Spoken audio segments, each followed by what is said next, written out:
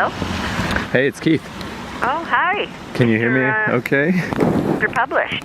This is a particularly bizarre setup I got going on today where I'm going to this comedy show my friend Mike is in. Do you ever see that show, The Gilmore Girls?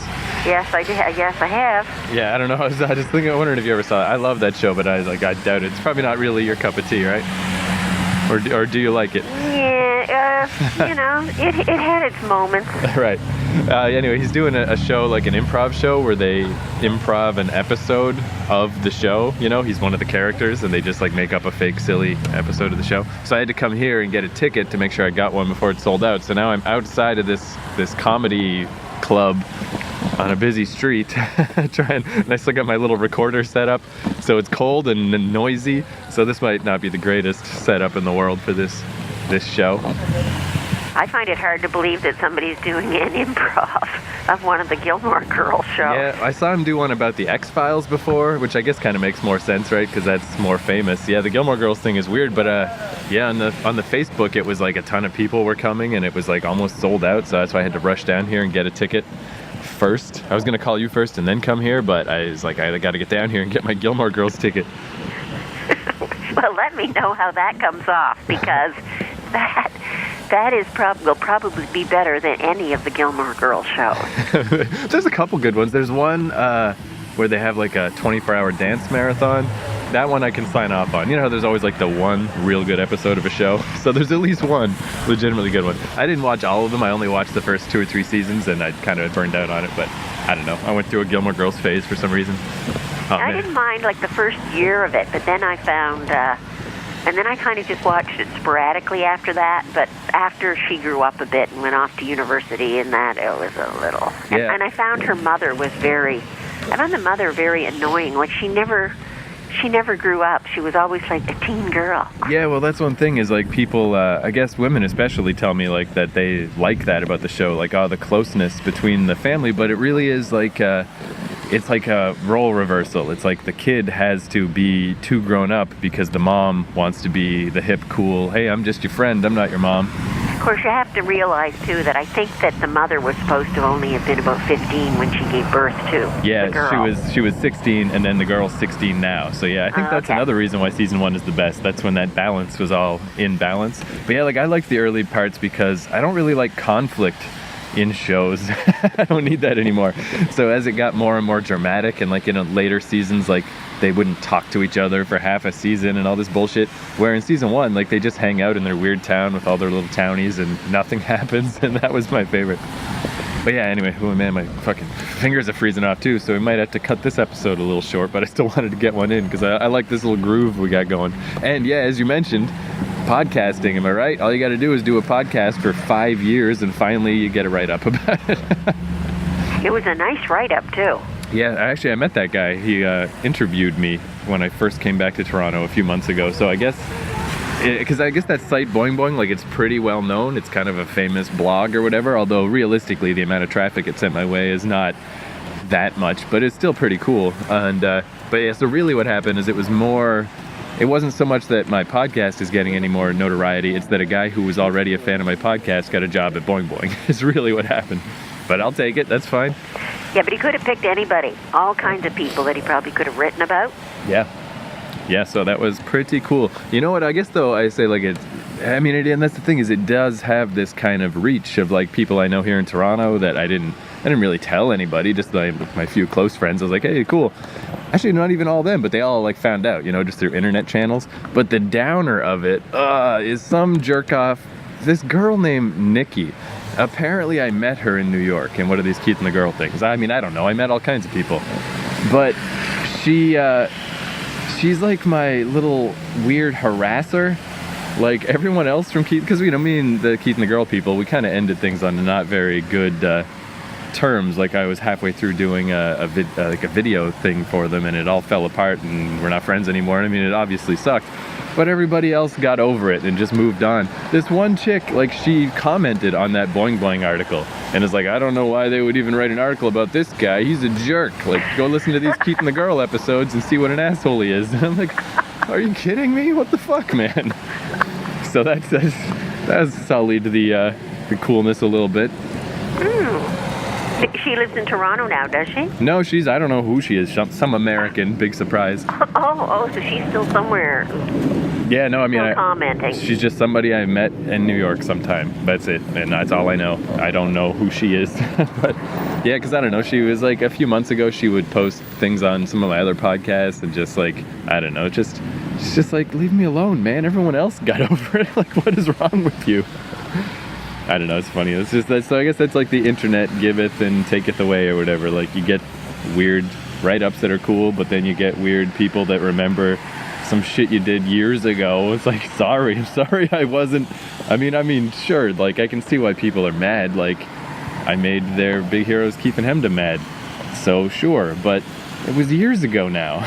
Like, well, there's that old saying too, though, that all the good things that people can say about you really just kind of fly on by. But somebody says one negative thing about you, and all kinds of people will tune in to find out what it was. It's totally true too. I mean, like it really is true. I hear that all the time. With I was just watching a documentary series about these game developers, and the whole like design process. They did a documentary about it. And they worked on this game for years, and when the reviews came out, they still were like, we kind of don't read them, because it's just not worth it psychologically. Like, no matter how much nice stuff people say, you only remember the bad stuff. And like, that's weird. It's like, you'd think there'd be some, like, knowing that we'd be able to get past it, but I think I'm learning more and more as I get older. Like, human brains are just frail little things, and you just can't expect them to work well, and you just gotta accept your frailties.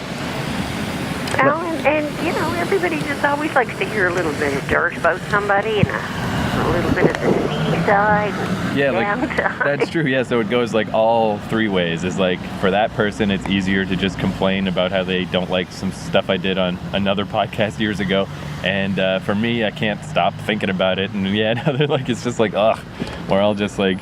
We're all just the worst. I was like doing research about addiction recently, and it is just pitiable. Like gambling addiction, it literally gets down to like the black and the red colors, you know, on like a roulette table and stuff, or poker chips and everything. It's like that ties into the part of your brain as a hunter-gatherer that's trying to remember, like, which ones do I want to eat, the blackberries or the red berries, like which ones are poison, which ones are real. Like, it's all this real basic stuff that is still in our heads, and we're just trying to navigate a complicated world with these monkey brains. Like, it's just sad. Oh, well, and then there's the old dopamine that supposedly is the biggest thing that's leading everybody into. Yeah, the more I do research about this stuff, like it's bananas, the amount of things. I guess we talked about it a bit last week when I was talking about exercise, but yeah, like you can get addicted to anything. It's crazy. Well, my philosophy is just do everything in moderation. Then you can do everything. Right. You can do anything and everything. You know, it's got to do it in moderation. I kind of find, though, that's another thing. There's this lady, Gretchen Rubin, who writes books about, like, they sound real cheesy. Like, her big famous book is called The Happiness Project, but it's nice because she kind of takes it serious. Like, she really treats these things like science experiments. Like, does this make my life better? Does it make it worse or whatever? And she splits people into personality types. And I think the type that I am is, she calls it an abstainer, where it's easier to never do something than to do it a little bit. Because I really do find that's the case. If I just cut off something, like, well, I just won't do that, or I won't own this, or I won't, you know, whatever, it's easier than trying to moderate it. But I mean, this is all just, I don't know, it's whatever, splitting hairs. So it's basically the same idea. But man, yeah, well, it's cold as crap out here, so this might have to be we'll cut it short so you won't freeze your little buns off, because I heard the temperature in Toronto tonight is not that great. It's about the same as it is here. Yeah, it's been getting pretty bad. -10 or -12 or something like that. Just though, for one quick update, because I said last episode I would tell you about babysitting. So I've babysat twice since last time I talked to you, and both times the kid went to bed no problem, but I didn't do anything different, so I don't know. So far it's still up to luck, but that's where it's at. So you didn't have to try the little, like, countdown? No, this time... You didn't have the opportunity to? Yeah, he was just amiable, you know? So I was like, all right, well, I'm not going to look that gift horse in the mouth. I'll worry about trying the science next time. Yeah, put it aside for some time. Yeah, no point in stressing the kid out if he's ready to go to sleep. See ya. Nighty.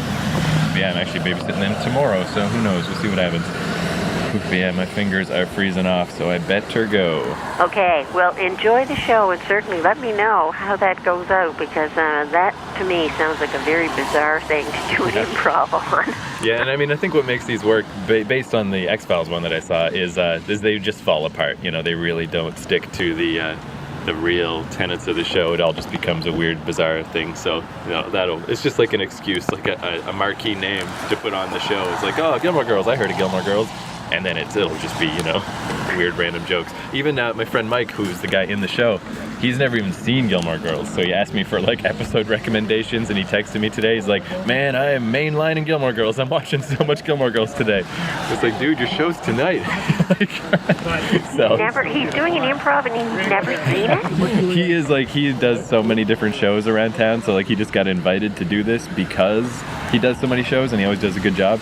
But also like there's you know, it's going to be a big cast. He's playing Luke, the guy that runs the diner. Oh, yeah, the guy with the hat that he always wears his hat backwards. So that's what I told him. Is like, you wear a backwards hat, you just act kind of like you don't like the girls, but really you do, and just give them coffee, and there you go. That's all. You're good. So I think he'll be able to manage it. I think he'll pull it off. How much are the tickets for it? It's like $5. Just a silly little thing. Not bad. Yeah, it's cool. All right, so I'm going to go. So I guess all right. I will talk to you next week. Okay. Sit on your hands. That'll warm you up. All right. Okay. Bye. Bye-bye.